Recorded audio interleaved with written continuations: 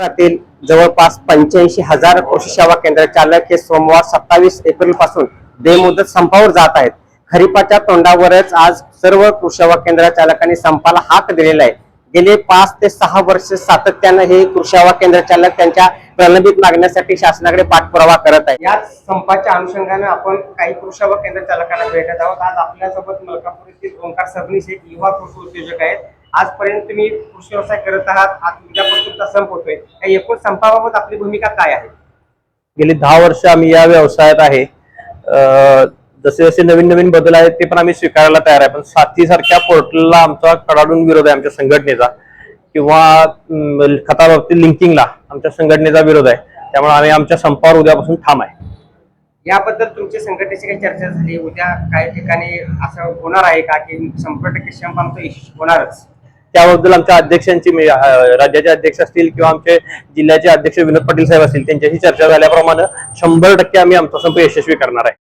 गेली 10 वर्षे आम्ही ह्या दुकान क्षेत्रामध्ये, कृषीच्या दुकान क्षेत्रामध्ये आहे आणि लिंकिंगचा आम्हाला जास्त त्रास होत आहे। त्याच्यामुळे शेतकरी आणि आमच्यात वादावादी होत आहे। तसंच आता नवीन सारथी पोर्टल काढल्यामुळे शेतकऱ्याला जे देणारे बियाणं आहे ते फोडून देऊ शकत नाही, असं कृषी विभागाचं मत आहे किंवा सरकारचं मत आहे। तर शेतकऱ्यांच्या छोट्या छोट्या गुंठ्यामध्ये जमिनी आहेत, त्याच्यामुळे त्यांना 1-2 किलो असं बियाणं लागतं। पण सरकारचं असं मत आहे की ते 10 किलो किंवा 25 किलो जे असेल ते आहे तसंच द्यायचं। तसं होणं शक्य नाही। त्याच्यासाठी आम्ही 27 तारखेपासून बेमुदत बंद करणार आहोत। राज्य स्तरावरील संघटना असेल, जिल्हा स्तरावर संघटना असेल, तालुका स्तरावर संघटना असेल, सर्वजण एकत्र येऊन यासाठी शासनाकडे दाद मागत आहेत, परंतु कोणत्याही प्रकारे त्यांची मागणी मान्य केली नाही। कोणत्या मागणीसाठी यांनी संप पुकारलाय? ज्यामध्ये आज रासायनिक खताचा अत्यंत ज्वलंत असा प्रश्न निर्माण झालाय, ज्यामध्ये लिंकिंगच्या माध्यमातून स्थानिक पातळीवर कृषी सेवा केंद्र चालक असतील, शेतकरी असतील, यांच्यात अनेक वेळा संघर्षाच्या घटना घडलेल्या आहेत आणि हे कुठेतरी थांबलं पाहिजे। लिंकिंग बाबतचा तोडगा निघाला पाहिजे, वेळेत खत पुरवठा झाला पाहिजे। यासाठी कृषी सेवा केंद्र चालक हे या संपाच्या मागण्यातून मागणी करत आहेत। त्याचबरोबर नव्याने दाखल होत असलेल्या सारथी पोर्टल याबद्दल सुद्धा कृषी सेवा केंद्र चालकांच्या मध्ये द्विधा मनस्थिती झाली आहे, त्यातूनही त्यांनी सुटका व्हावी। आणि यानंतर असे महत्वाची अशी बाब आहे की गुणवत्ता ही महत्वाची असते।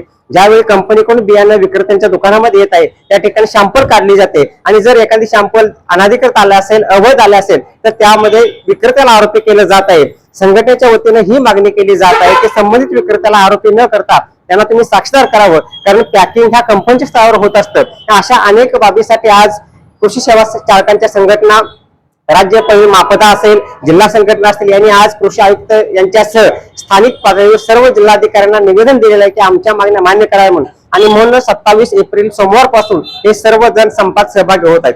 दुसऱ्या बाजूला खरीपाची लगबग चालू झाली आहे। बियाणं खरेदीसाठी शेतकऱ्यांची धावपळ उडणार आहे, खत खरेदीसाठी शेतकऱ्यांची धावपळ उडणार आहे। मात्र अशा परिस्थितीत कृषी सेवा केंद्र दुकानचं बंद असले तर शेतकरी नेमके करणार काय? या सर्व बाबीचा विचार करता खऱ्या अर्थानं शासन कृषी सेवा केंद्र चालकांच्या या मागणीकडे लक्ष देणार का? दस्तूरखुद्द मुख्यमंत्री असतील, कृषी मंत्री असतील आणि शासन असेल, हे खऱ्या अर्थाने या कृषी सेवा केंद्र चालकांना न्याय देतील का? आणि संघटना आपली भूमिका ठाम ठेवणार का? संघटना आणि शासन यांच्यामध्ये होणारी चर्चा नक्कीच यशस्वी होईल का? याकडे राज्यातील सर्व कृषी सेवा केंद्र चालकांचं लक्ष लागलं आहे आणि काय निर्णय होतोय याची उत्सुकता, धाकधूक शेतकऱ्यांच्या सह कृषी सेवा केंद्र चालकांच्या मनामध्ये राहून राहिलेला आहे। तरुण भारत संवादसाठी शाहूवाडी संतोष कुंभार।